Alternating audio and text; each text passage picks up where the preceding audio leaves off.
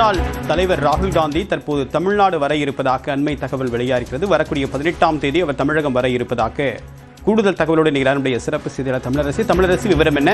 எத்தனை பொதுக்கூட்டங்களில் பங்கேற்கிறாரு? ராகுல் காந்தியும் மு க ஸ்டாலின் அவர்களும் ஒரே மேடையில் தோன்றுவதற்கு வாய்ப்பு இருக்கா? தேவப்பிரியன், மக்களவை எதிர்க்கட்சி தலைவர் ராகுல் காந்தி வரும் 18ஆம் தேதி தமிழ்நாட்டில் பிரச்சாரம் மேற்கொள்ள இருக்கிறார்.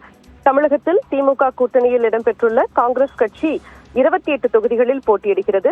தமிழகத்தில் போட்டியிடும் காங்கிரஸ் வேட்பாளர்களை ஆதரித்து வரும் 18ஆம் தேதி ராகுல் காந்தி பிரச்சாரம் செய்கிறார்.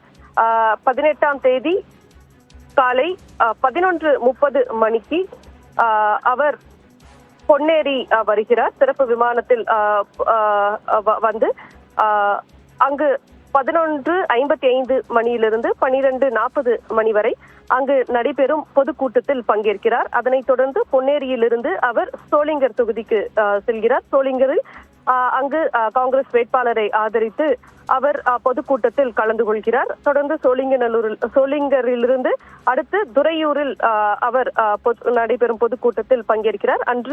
அன்றைய தினம் 18ஆம் தேதி தமிழகம் வரும் ராகுல் காந்தி 3 இடங்களில் நடைபெறும் பொதுக்கூட்டத்தில் பங்கேற்று பரப்புரை மேற்கொள்ள இருக்கிறார். அதே போல அடுத்த கட்டமாக 20ஆம் தேதி ராகுல் காந்தி தமிழகம் வர இருப்பதாகவும் தகவல் வெளியாகி இருக்கிறது. அதே போல காங்கிரஸ் கட்சி தலைவர் மல்லிகார்ஜுன கார்கே வரும் 19, 20 ஆகிய 2 தினங்கள் தமிழகத்தில் பிரச்சாரம் மேற்கொள்ள இருப்பதாகவும் தகவல் கிடைக்கப்பட்டிருக்கிறது. 19ஆம் தேதி திருநெல்வேலியிலும் 20ஆம் தேதி கன்னியாகுமரியிலும் கார்கே பிரச்சாரம் மேற்கொள்ள இருப்பதாக தகவல் வெளியாகி இருக்கிறது. தேவப்பிரியா, விரிவான தகவலுக்கு நன்றி தமிழரசு.